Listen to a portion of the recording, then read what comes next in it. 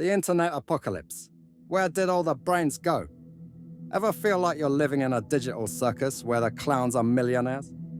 Welcome to my existential crisis, served with a side of Wi-Fi.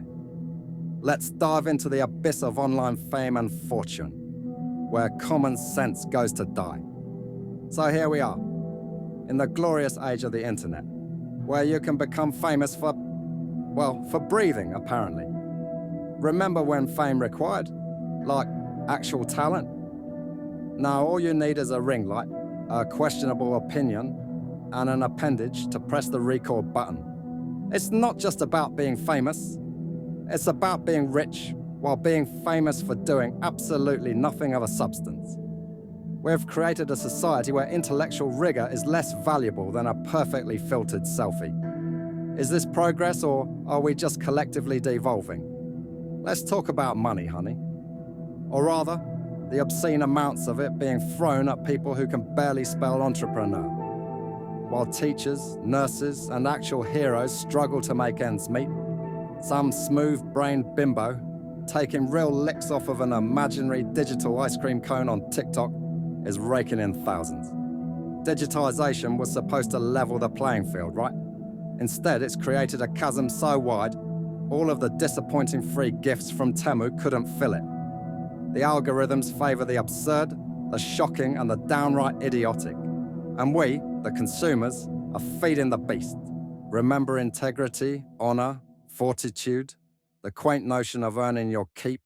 Yeah, those are so last century. Now it's all about followers, shares, and Fortnite. Social media promised connection, but it delivered a superficial wasteland. Young people are growing up in a world where online validation is the ultimate currency. They're learning that it's better to be popular than to be phenomenal, better to be seen than to be felt. What kind of future are we building on this foundation of digital quicksand? There's something undeniably appealing about the idea of the underdog winning. But when the underdog wins by being a complete buffoon, it raises some serious concerns.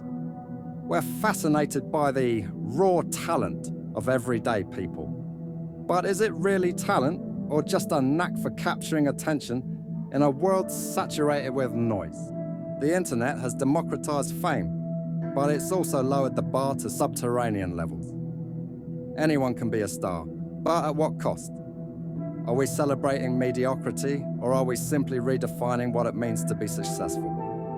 The influencer marketing industry is a multi-billion-dollar behemoth, fueled by our insatiable desire for what exactly?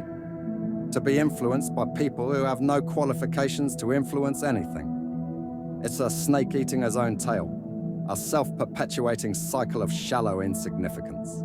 These influencers are selling us pipe dreams, lifestyles, and products we don't need, all while pretending to be genuine. They're the modern-day snake oil salesmen, peddling their wares with a smile and a perfectly curated Instagram feed. And we're buying it, hook, line, and sinker. In a world where everything is filtered, edited, and carefully crafted, true authenticity is a rare and precious commodity. We're so desperate for something real that we're willing to believe anything, as long as it's packaged in a way that feels genuine. The algorithms that govern our online lives are the puppet masters of the digital age. They decide what we see, what we hear, and what we believe. And they're not exactly known for their nuanced understanding of human behavior. These algorithms are designed to maximize engagement, which often means prioritizing sensationalism over substance. They reward outrage, controversy, and clickbait.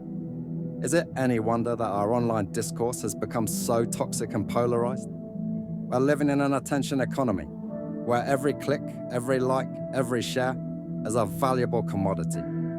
Our attention is constantly being bought, sold, and traded. And the more attention we give to the absurd, the less we have for the things that actually matter. We're so busy chasing the next viral trend that we're losing sight of the bigger picture. We're becoming addicted to the dopamine rush of online validation, sacrificing our time, our energy, and our mental health in the process. So what does the future hold? More of the same, but dumber? Will we eventually reach a point where intelligence is a liability, where critical thinking is a relic of the past, I shudder to think. Perhaps there's hope. Perhaps we'll eventually wake up from this digital nightmare and realize that there's more to life than likes and followers. But until then, I'll be here, ranting into the void, hoping that someone, somewhere, is listening. Let's not just blame the influencers and the algorithms. We, the consumers, are also complicit in this mess. We're the ones who are clicking, liking, and sharing the content that fuels the madness. We're the ones who are rewarding mediocrity with our attention. The media is just giving us what we want, right? But what if what we want is actually bad for us? What if we're collectively addicted to the digital equivalent of junk food? It's time to take a long, hard look in the mirror and ask ourselves, are we part of the problem? This isn't just a rant. It's a call for change. We need to demand more from our online platforms. We need to support creators who are producing meaningful content. We need to cultivate critical thinking skills in ourselves and in our children. We can't just sit back and watch as the internet devolves into a cesspool of stupidity. We have a responsibility to shape the future of the digital world. It's time to reclaim our attention, to prioritize substance over sensationalism, and to build a more intelligent and compassionate online community. Let's face it, the state of the internet is pretty depressing. But if we don't laugh, we'll cry. So let's embrace the absurdity, the irony, and the sheer ridiculousness of it all. Let's find humor in the face of existential dread. After all, what else can we do? We can't unplug from the internet entirely, unless you want to live in a cave. We're stuck here in this digital circus, surrounded by clowns and algorithms. So, let's make the best of it. Let's laugh, let's rant, and let's try to make the world a little bit less dumb, one click at a time. We stand at a crossroads. One path leads to a future where intelligence is valued, where critical thinking is encouraged, and where online platforms are used for good. The other path leads to a dystopian nightmare, where stupidity reigns supreme, where algorithms control our minds, and where the internet becomes a wasteland of recycled emptiness. Enough doom and gloom. It's time to take action. First, unplug for an hour each day and actually think. Read a book, have a conversation, or just stare at a wall. Anything to escape the digital noise. Second, unfollow at least 5 accounts that make you feel dumber. Seriously, cleanse your feed. Third, share this video, ironically I know, to spark a real conversation. Let's see if we can break the blueprint that has a chokehold on our culture.